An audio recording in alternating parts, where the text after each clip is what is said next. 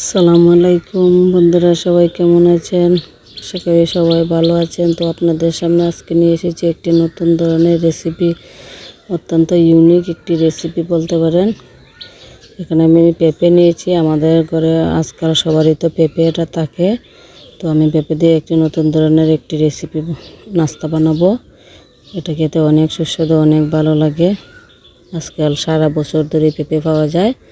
তো পেঁপেটাকে আমি ছিলে নিয়েছি।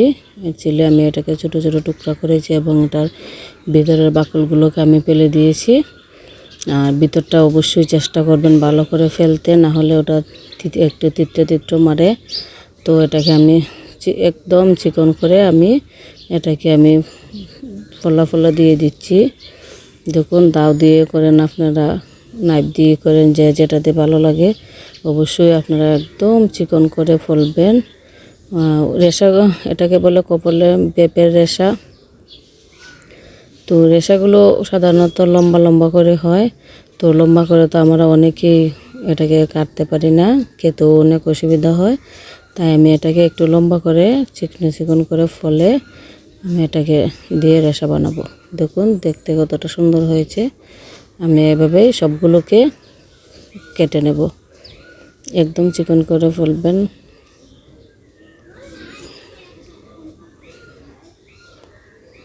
দেখুন, আমি দেখতেই পাচ্ছেন আমি কীরকম করে লম্বা লম্বা করে কেটেছি। এটাকে আরও অনেক লম্বা করে, অনেকে যখন রেসা বানায় এটাকে অনেক লম্বা করে, তো অসুবিধা হয় ফলতে। দেখুন, আমি অনেকগুলো ফলে নিয়েছি এবং এটাকে আমি কিছু সিদ্ধ দিয়ে নেব, নাহলে পেঁপেটা যদি আবার, তাহলে এটাও কিছু মজে যাবে, সিদ্ধ কিছু হয়ে যাবে। তো দেখুন, এটাকে একটি পাতিল নিয়ে গরম পানি দিয়ে এটাকে আমি বসিয়ে দিয়েছি। এটা যখন বলক আসবে তখন আমি এটাকে নামিয়ে নেব। যখন আমি নামিয়ে নিয়েছি এবং এটাকে আমি কিন্তু বেশি সিদ্ধ করিনি, নামিয়ে নিয়ে আমি এটাকে একটি জাগের মধ্যে ঢেলে গরম পানিটা আমি ফেলে দিয়েছি। এরপর আমি বানাবো এটা দিয়ে রেসা।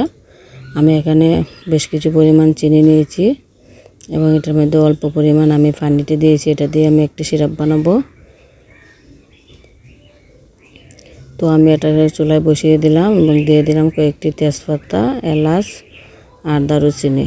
এটা আমি দিয়েছি এটার জন্য পেঁপের গন্ধটা না থাকে সেজন্য।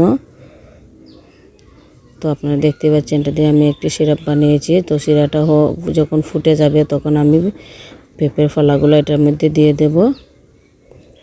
দেখুন, পেঁপেগুলো দেখতেও কতটা সুন্দর হয়েছে। তো দিয়ে তারপর শিরাটা দিয়ে নেড়ে চেড়ে এটাকে আমি ঢাকনা দিয়ে ডেকে দিয়েছি। তারপর যখন এটা কিছু মজে আসবে তখন এটার মধ্যে আমি দিয়ে দিয়েছি আধা লিটার পরিমাণের দুধ। আমি লিকুইডটি দিয়েছি, আপনারা চাইলে লিকুইডটা না থাকলে গরু দুধটাও দিতে পারেন। দুধটা দিলে কালারটা সুন্দর হয়, খেতে এটা অনেক ভালো লাগে। অবশ্যই বন্ধুরা আপনারা ট্রাই করে দেখবেন এবং ভালো লাগলে কমেন্ট করে জানাবেন আপনাদেরও কেমন লাগলো। আর এরকম ইউনিক ধরনের ভিডিও পেতে অবশ্যই বন্ধুরা আমার চ্যানেলটাকে সাবস্ক্রাইব করে দেবেন। দেখুন, দেখতে এখনই কতটা সুন্দর হয়েছে কালারটা। দেখুন, এটা কিন্তু নরম হয়ে এসেছে। যতক্ষণ না পর্যন্ত নরম হবে পেঁপেটা ততক্ষণ পর্যন্ত আপনারা অল্প আঁচে এটাকে বসিয়ে রেখে দেবেন। আমি প্রায় ধরুন 1 ঘন্টার মতো এটাকে আমি জাল করে নিয়েছি। তারপর আমি নামানোর আগে এটার মধ্যে আমি 2 চামচ পরিমাণের আমি ঘি দিয়েছি। ঘিটা অবশ্যই দেওয়ার চেষ্টা করবেন। ঘিটা দিলে এটার ঘিয়ের ঘ্রাণটা অনেক ভালো লাগে। চামচটা দিয়ে আমি ঘিটাকে নেড়ে চেড়ে সব দিকে লাগিয়ে দিচ্ছি।